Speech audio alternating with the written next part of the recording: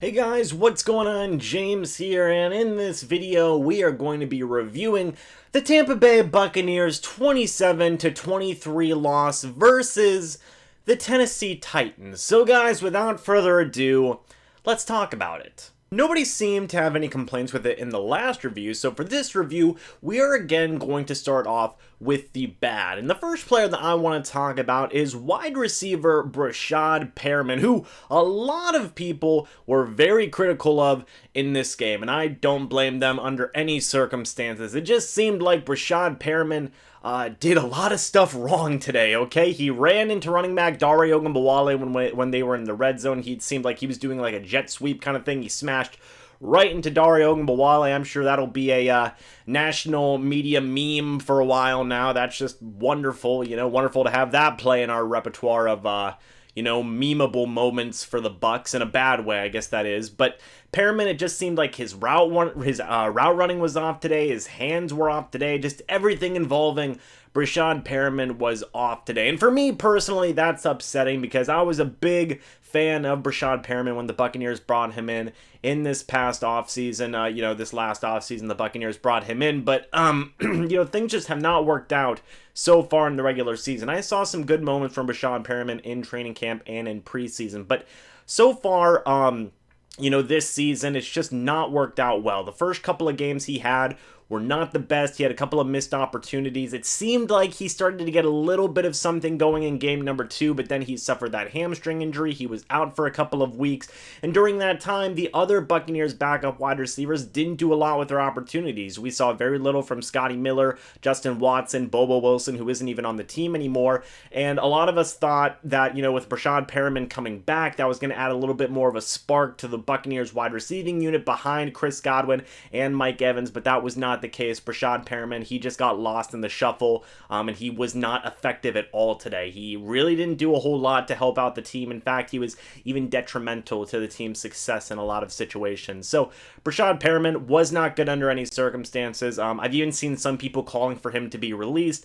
Will that happen? Will that not happen? I have no idea. We're just going to have to wait and see. The trade deadline is on Tuesday, so maybe he gets traded, probably not. He is due $4 million, so wait to see what happens with Breshad Perriman and just the rest of the wide receiver core as a whole, because I will say this right now, and we will talk about it in a little bit, but behind Chris Godwin and behind Mike Evans, the other wide receivers that the Buccaneers have on their depth chart right now have not done anything so far this year. So I would expect the Buccaneers coaching staff to look to bring in somebody else who can just provide a significant amount of depth. Because in years past, I feel like we've been spoiled with receiving weapons like Adam Humphries and Deshaun Jackson even. I know people really criticize Deshaun Jackson, but at least they provided a solid amount of depth. We had Mike Evans, Chris Godwin, Deshaun Jackson, Adam Humphries. That was awesome. And, that depth has definitely been missed this year. We thought that guys like Justin Watson were going to step up, Breshad Perriman was going to come in and be successful, and Scotty Miller was going to add a little bit of something as well. Same with Bobo Wilson. People thought Bobo Wilson was going to be a decent depth receiver, and nothing has came to fruition so far. So, Perriman's another casualty to that. I think the Buccaneers will look to add some more wide receiver depth moving forward. There's Amara Darboh, who is a little bit of an unknown factor right now. He could even see more playing time moving forward. So keep an eye on the back end of the Buccaneers wide receiver depth chart after Mike Evans and after Chris Godwin. Next one I want to talk about is running back Dare Ogunbowale, who I do want to mention is a team captain, by the way. Ogunbowale, so far this year, he's been ineffective, and I don't think that that's ultimately his fault. He's been put in situations where it really doesn't make a lot of sense to use Dare Ogunbowale. It seems like he's the main receiving back right now, which I don't know why that's an option, considering that Bruce Arians has said in the past that both Peyton Barber and Ronald Jones can be receiving backs. So I'm not sure why Dare Ogunbowale is getting those kind of opportunities. I would figure you're just going to use him as a special teams player. He is the special teams captain right now, but not unfortunately, but due to the circumstances, the Buccaneers have been using Dare Ogunbowale, and he's had a couple of good moments this year, but also he's been had his fair share of moments where he's just been ineffective in certain situations. And today's game was one of those situations. Dario Ogunbowale, he just couldn't seem to get anything going. He did struggle a little bit, not just as a runner, but especially as a pass blocker, which is unfortunate because in training camp and in the preseason, he seemed like he was showing that he could be a really, really good pass blocker, but he is going up against starting caliber NFL players now, and, you know, they're just getting the better of him. So, I don't know what the move is there. I think he's a good special teams player. That's why he's a special teams captain, but, you know, I think that maybe you want to, you know, shift a little bit away from using Ogunbowale in certain situations and maybe turn to, say, Ronald Jones, or even if you want to, I guess, you can turn to Peyton Barber. But Ogunbowale also struggled in this game. It was unfortunate to see him and Perriman had that collision at the goal line. That's not Ogunbowale's fault at all, but, you know, it's just unfortunate to see that he has to be part of such a memeable moment by the Tampa Bay Buccaneers. Next player I want to talk about is center Ryan Jensen, who struggled early in this game. He had a snap that was fumbled, hit Jameis Winston right in the darn face mask. Jameis wasn't looking. He went to turn, hit him right in the face mask. That resulted in a fumble in which the Titans scored points on. They got that fumble, and then they had a very, very short field to score. So that was unfortunate. And then Ryan Jensen also struggled today blocking early on in the game, at least in the first half. In the second half, I think he looked a lot better. But Jensen, he did struggle early on in the game, and he's even admitted, he says, you know, I'm really mad at myself for struggling early on in this game. It was really unfortunate. I did not play my best football out there, to paraphrase. And, you know, that's cool that he's admitting that. That's awesome to see. I think that Ryan Jensen is a strong leader for this team, especially on the offensive line. But, you know, I will say he did struggle in the first half. It was unfortunate, but that was just the story of the day today for the Buccaneers. You know, it's just struggles and struggles and struggles. So, you know, it was extremely frustrating. Ryan Jensen just added on to that, but I will say shout out to Ryan Jensen for admitting to his mistakes and looking to move past that and grow as a player. You know, I really like Ryan Jensen. He's been good so far this year. It was just unfortunate that he did not have a very good start to this game. Finally, last two things I want to talk about are the penalties and the referees on the bad list. And, you know, these referees were really not good, okay? Carlton Davis was robbed of 2 interceptions back-to-back due to pass interference penalties, both of which, in my opinion, probably shouldn't have been called. At least one of them shouldn't have been called, but the referees did that. They basically gave the Tennessee Titans 40 to, you know, 50 yards right there just from those 2 penalties. It was unfortunate, but not just that. They had a lot of missed calls. There was, you know, at the very, very end of the game, it was a fake field goal that the Titans had ran, and you all know the play I'm talking about. The punter had the ball. He was running for the first down. Devin White tackled him, caused a fumble. Andrew Adams picked up the ball, ran it all the way to the end zone. It should have been a live play, but the referees blew the whistle dead. Now, that is really, really crappy, and that really is stupid, and the referees should, you know, be called stupid for that because that was stupid. But, you know, that's not the only reason why the Buccaneers lost. There's a bevy of reasons, you know. Aside from all those bad ref calls aside, the Buccaneers did have their fair share of penalties. DeMar Dodson was back in the game, and he was back to his old ways, getting some penalties here and there. You know how he does. And, you know, it's just certain penalties in bad situations. It was, you know, classic Buccaneers football of old, and it was just unfortunate. So clean up the penalties, but also referees, God, just do your job better. Like, nobody likes you guys, you know, so, like, what are you doing, man? Maybe if you know, refereed the games better, people would start to like you more. I feel like the referees, in their mind, they're thinking, oh, well, people already don't like us, so let's call the games worse. And it's like, no, just call the games better and we'll like you again. And they don't get it. It's stupid. But yeah, referees, that was really bad. But also, I do want to say the Buccaneers did have their fair share of penalties and lack of discipline as well. With all that being said, now we can start talking about some of the good. First things first is wide receiver Mike Evans, who just continues to be absolutely amazing. Mike Evans, he finished the day with 11 catches, 198 yards, and 2 touchdowns. Awesome game. Didn't get the win, unfortunately, but still a phenomenal game for Mike Evans. He now leads, and I believe, almost every single receiver statistical category in Buccaneers history, so shout out to him. He's going to be in the Ring of Honor one day, but it's just unfortunate that the Buccaneers lost. You hate to see it, especially on an amazing Mike Evans day.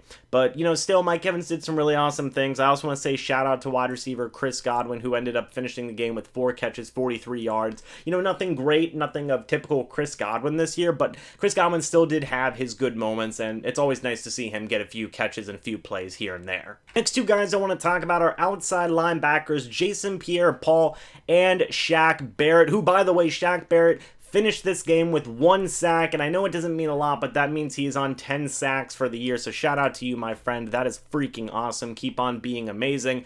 But I do want to say is, you know, Shaq Barrett and JPP, they had an awesome day today. Shaq Barrett finished with 4 tackles, 2 tackles for loss, and 1 sack. Jason Pierre-Paul, 3 tackles for loss, and 1 sack.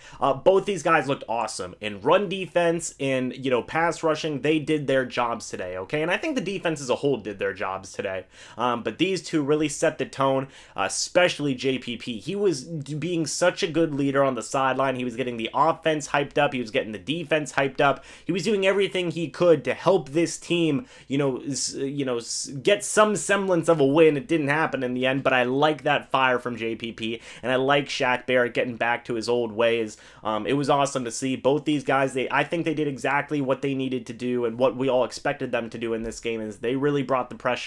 And if we can continue to see that for the rest of the year, that's going to be wonderful. Next, I want to say shout out to the Buccaneers secondary, specifically Sean Murphy-Bunting, Andrew Adams, and Carlton Davis, who all played phenomenal in today's game. They all did so freaking good. I cannot stress enough how good they did. Carlton Davis had 3 passes defended. Andrew Adams had 1. Sean Murphy-Bunting had 1 as well. And all 3 of them were just pretty darn good in their coverages today. Andrew Adams had the fumble recovery on that fake field goal like I talked about earlier. And, you know, those 3 were just really, really solid secondary pieces. And I think that, you know, for Carlton Davis, we knew how good Carlton Davis was, and he's, you know, continued to just get better. And, you know, a lot of people didn't really have problems with Carlton Davis so far this year. I saw some, but not a lot.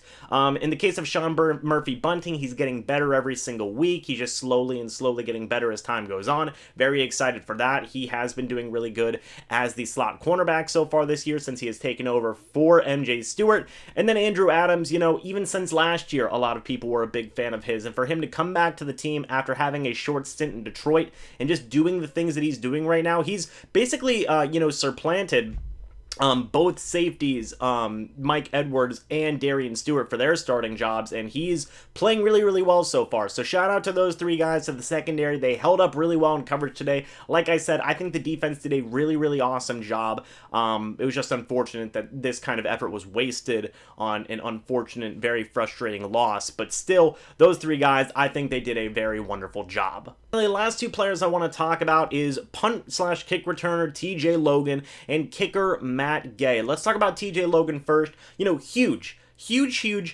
upgrade from what we were seeing with wide receiver Bobo Wilson at the returning position. I know it's not saying much, but still, he had his good moments. He is a very good special teams player for this team right now. He's playing really, really good. He's doing a good job punt coveraging. He's doing a good job punt returning and kick returning. Just keep it up, TJ Logan. He had a big return today with no flags. That's always a good thing to see. So shout out to you, my friend. Maybe he will get some running back opportunities somewhere down the line. Maybe. I have no idea. We're just going to have to wait and see on that. But for Matt Gay, he's been absolutely stellar since the Giants game. I don't think he's missed a kick. So he's been absolutely phenomenal. He has had a really, really solid year so far this year. It's funny. The Buccaneers finally find, a kicker, and now the rest of the team can't get it together.